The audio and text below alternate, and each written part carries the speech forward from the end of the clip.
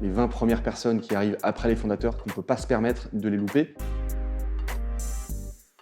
Je m'appelle Henri de Langerie, j'ai 32 ans, j'ai travaillé depuis bientôt une dizaine d'années dans la tech française, toujours à des jobs de direction commerciale, et j'ai accompagné la croissance de principalement 3 entreprises qui ont connu des croissances très fortes, donc Groupon pendant 5 ans, Mon Docteur pendant 3 ans, et ensuite j'ai rejoint Hoist, que j'ai quitté il y a 5 mois maintenant, pour lancer mon propre projet. Moi, j'ai eu la chance d'avoir ma première équipe en management alors que j'étais pas diplômé.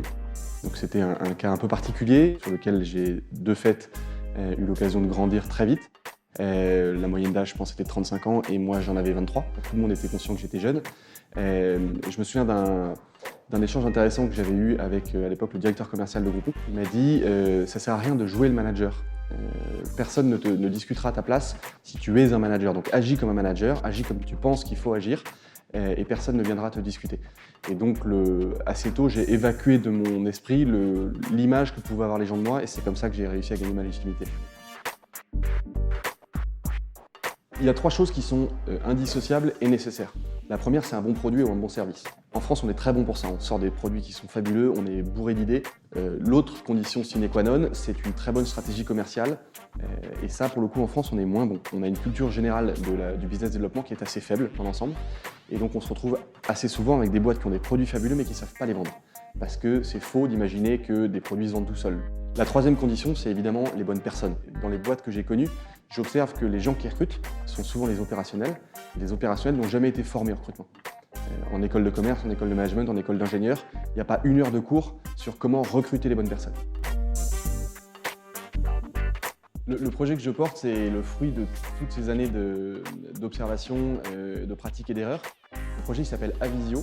Le principe est assez simple, ça consiste à venir rajouter un avis externe dans un processus de recrutement en sollicitant un réseau d'experts métiers, des gens qui sont très pointus, en poste dans des entreprises avec beaucoup d'expérience et qui vont pouvoir être sollicités à la demande pour venir aider à l'évaluation technique d'un candidat. Avisio intervient plutôt à la fin des processus de recrutement, à un moment où le soft skills a déjà été évalué par les RH, par les opérationnels, par les chasseurs.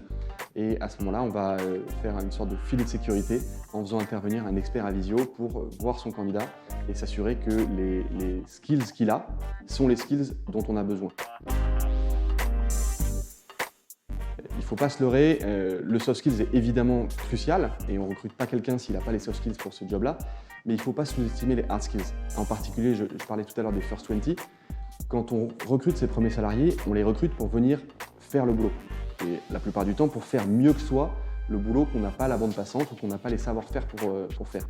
Et donc il faut quand même s'assurer que ce que sait faire ce candidat, ça correspond strictement à ce que l'entreprise a besoin dans les 1 an, 2 ans, 3 ans à venir.